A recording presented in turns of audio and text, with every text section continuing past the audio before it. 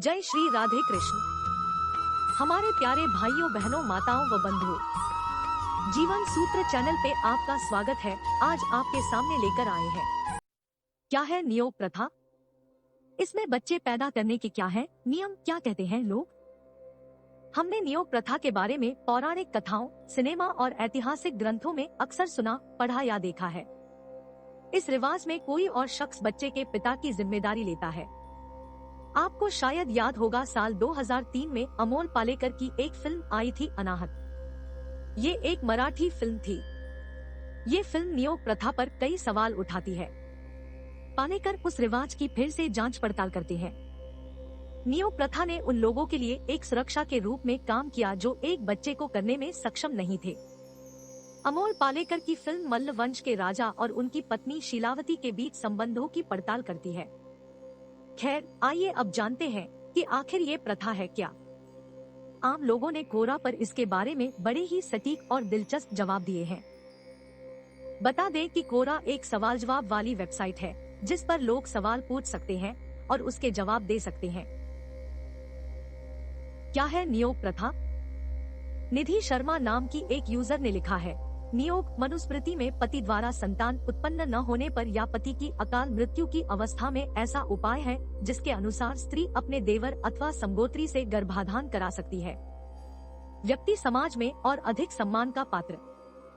पद्मा सिंह नाम की एक यूजर ने विस्तार से इस प्रथा को समझाते हुए लिखा, जब स्त्री की पति असमय विवाह के 4-6 बरस के भीतर मृत्यु हो जाए और उस व्यक्ति का कोई अविवाहित छोटा भाई हो जिसका विवाह विधि पूर्वक उसकी भाभी से कर दिया जाता है, तो इसे नियोग प्रथा कहा जाता था।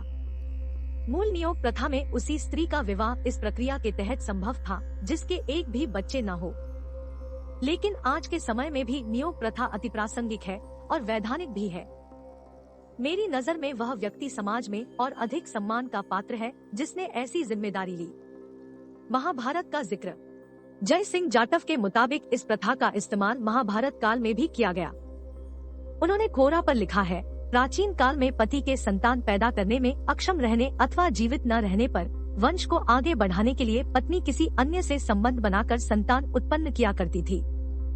यही क्रिया नियोग कहलाती थी जिसने आगे चलकर एक प्रथा का रूप ले लिया था। इसका बहुत ही सुंदर उदाहरण महाभारत ग्रंथ में मिलता है। गंगा पुत्र भीष्म के कभी विवाह न कर आजन्म कुंवारा रहने की कसम खाने के कारण उनके पिता शांतनु का विवाह मत्स्य सुंदरी सत्यवती से हुआ था। इसमें यह शर्त थी कि सत्यवती का पुत्र ही राजगद्दी पर बैठेगा। नियोग मनुस्मृति में पति द्वारा संतान उत्पन्न न होने पर या पति की अकाल मृत्यु की अवस्था में ऐसा उपाय है जिसके अनुसार स्त्री अपने देवर अथवा उच्चकोटि के ब्राह्मण से नियोग पद्धति से गर्भाधान करा सकती है। उसमें स्त्री की मर्जी होनी जरूरी है। नियोग के लिए मर्द ब्राह्मण होना अनिवार्य है तथा महिला किसी भी जाति की हो सकती है। यदि पति जीवित है तो वह व्यक्ति स्त्री के पति की इच्छा से केवल एक ही और विशेष परिस्थिति में 2 संतान उत्पन्न कर सकता है। इसके विपरीत आचरण प्रायश्चित के भागी होते हैं। ब्राह्मण धर्म उर्फ हिंदू प्रथा के अनुसार नियुक्त पुरुष तपस्वी व्यक्ति होना चाहिए।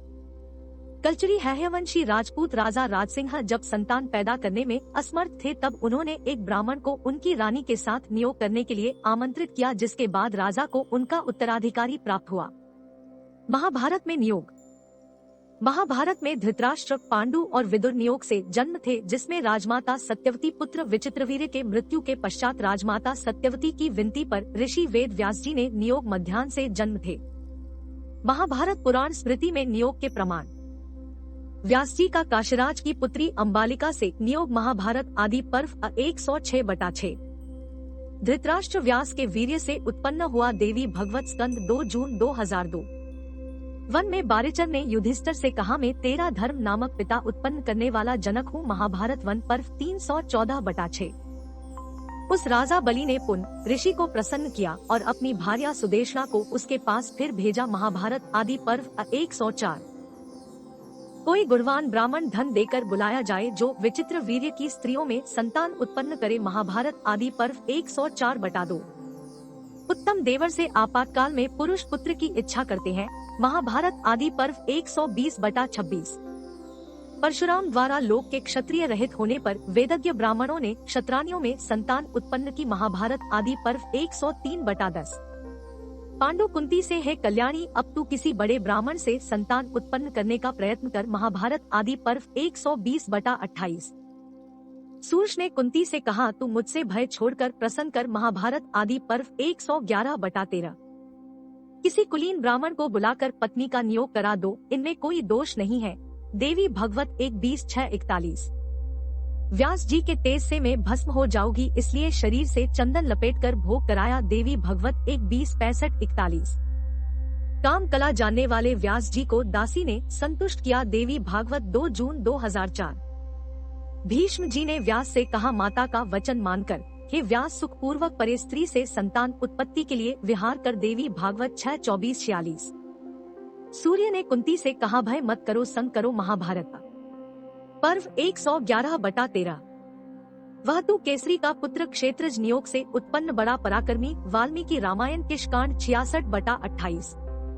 मरुत ने अंजना से नियोग कर हनुमान को उत्पन्न किया। वाल्मीकि रामायण किष्कांड 66/15। राम द्वारा बाली के मारे जाने पर उसकी पत्नी तारा ने सुग्रीव से संग किया। गरुड़ पुराण उत्तरखंड 2/52। बिना संतान वाले की स्त्री बीज ले ले। गौतम स्मृति 29। जिसका पति मर गया है वह 6 महीने बाद पिता व भाई नियोग करा दे। वशिष्ठ स्मृति 17/486। किन्हीं का मत है कि देवर को छोड़कर अन्य से नियोग न करे। गौतम स्मृति 18। जिसका पति विदेश गया हो तो वह नियोग कर ले। नारद स्मृति श्लोक 98-99-100। देवर विधवा से नियोग करे। मनु स्मृति 9/62। आपातकाल में नियोग भी गौण है। मनु 9/58। नियोग संतान के लोभ के लिए ही किया जाना चाहिए। ब्राह्मण सर्वस्व पृष्ठ 233।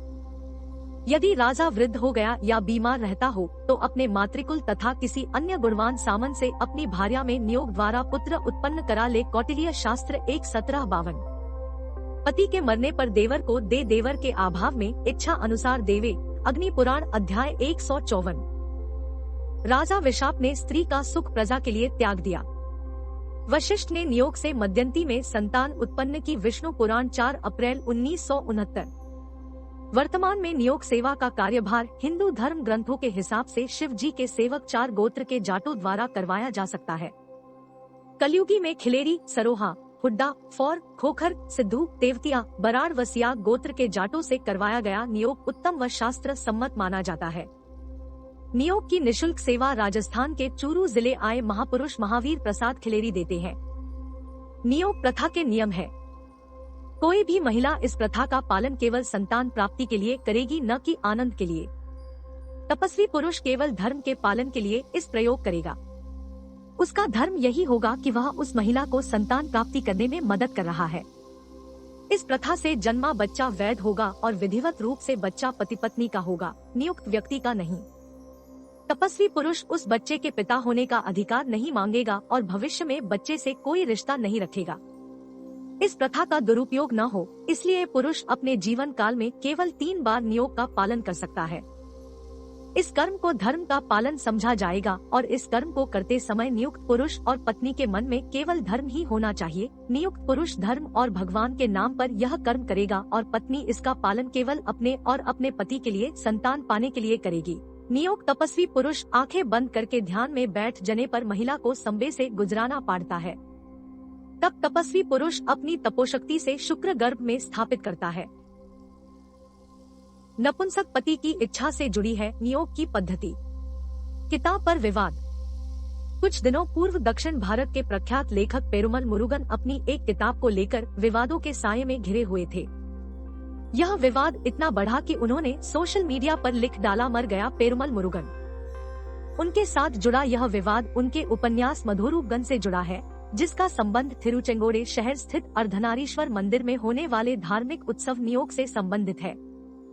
उनके उपन्यास की नायिका यह जानती है कि उसका पति कभी संतान को जन्म नहीं दे पाएगा, इसलिए वह अपने पति की मर्जी के बिना ही संतान को जन्म देने के लिए नियोग का सहारा ले लेती है। धार्मिक परंपरा। इस घटना में विवाद इस बात को लेकर है कि कैसे कोई स्त्री पति की इच्छा के विरुद्ध जाकर नियोग को अपना सकती है। नारीवादी इस विरोध को स्त्री स्वतंत्रता के खिलाफ मान रहे हैं। वहीं परंपरावादी लोग इस उपन्यास को धार्मिक परंपराओं पर गहरा आघात करार दे रहे हैं। नियोग की परंपरा। खैर, हमारा उद्देश्य किसी भी प्रकार की बहस का हिस्सा बनकर सही या गलत जैसे निष्कर्ष पर पहुंचने का नहीं है। हम तो बस आपको भारत की इस प्राचीन परंपरा नियोग से अवगत करवाने की कोशिश कर रहे हैं। संतान को जन्म। प्राचीन प्रथा के अनुसार अगर कोई विवाहित स्त्री किसी कारणवश संतानोत्पत्ति करने और वंश को आगे बढ़ाने में अक्षम होती थी तो स्वतः ही उसके पति को दूसरे विवाह की अनुमति मिल जाती थी। यह अनुमति उसे सामाजिक, धार्मिक और पारिवारिक तीनों ही क्षेत्रों में उपलब्ध करवाई जाती थी।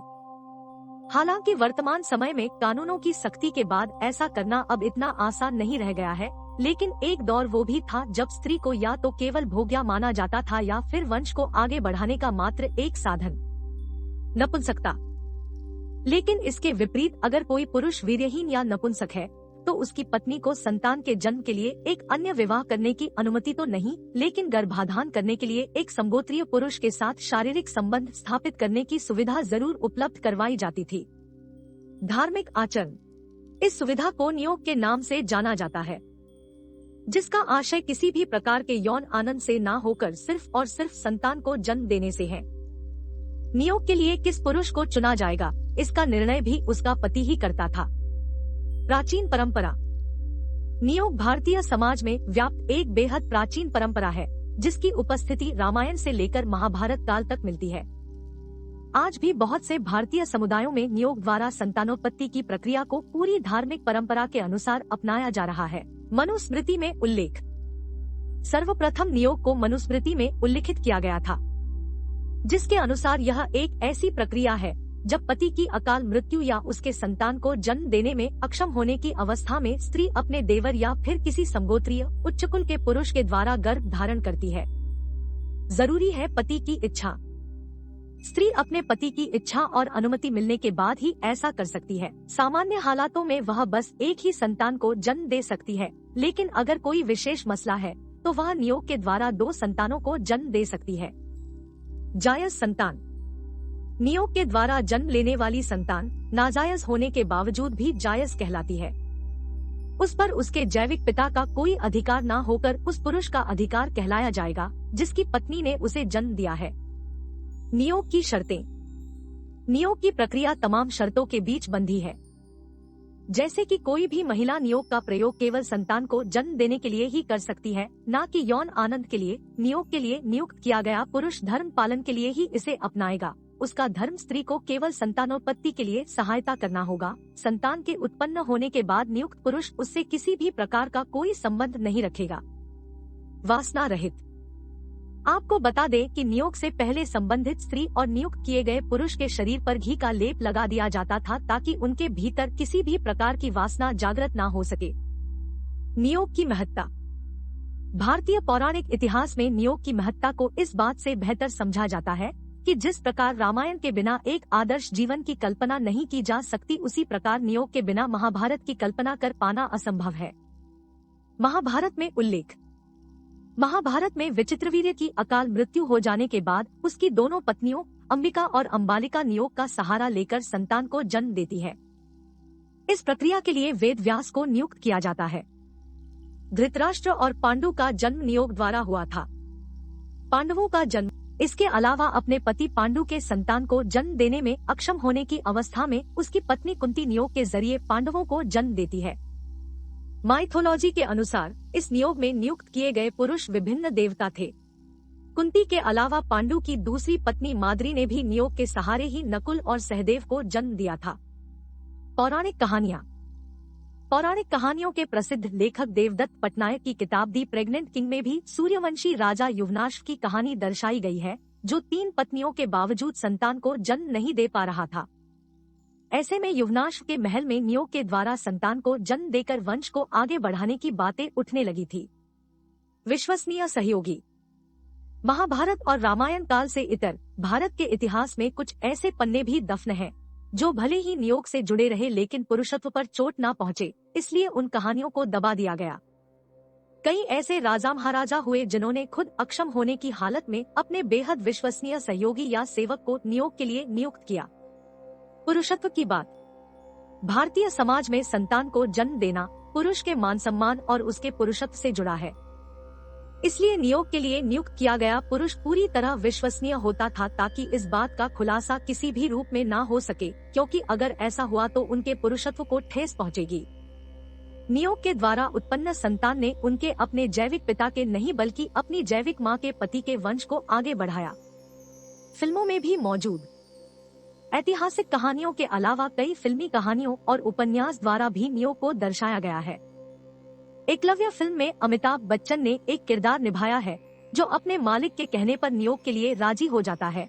सैफ अली खान ने उनकी नियोग से उत्पन्न हुई संतान का पात्र निभाया है। इसके अलावा मराठी फिल्म अनाहत भी नियोग प्रथा पर ही आधारित थी। बंधुओं, आपको हमारी सुनी अनसुनी कहानियाँ एवं कथाएं पसंद आए तो अपने मित्रों के साथ शेयर करें, लाइक, कमेंट और साथ ही सब्सक्राइब करें और साथ में दिए गए बेल बटन को दबाएं ताकि हमारे चैनल पर आने वाली वीडियो की नोटिफिकेशन आप तक पहुंच सके। और यदि आप हमारे चैनल पे नए हैं तो कृपया सब्सक्राइब करें। जय श्री राधे कृष्ण।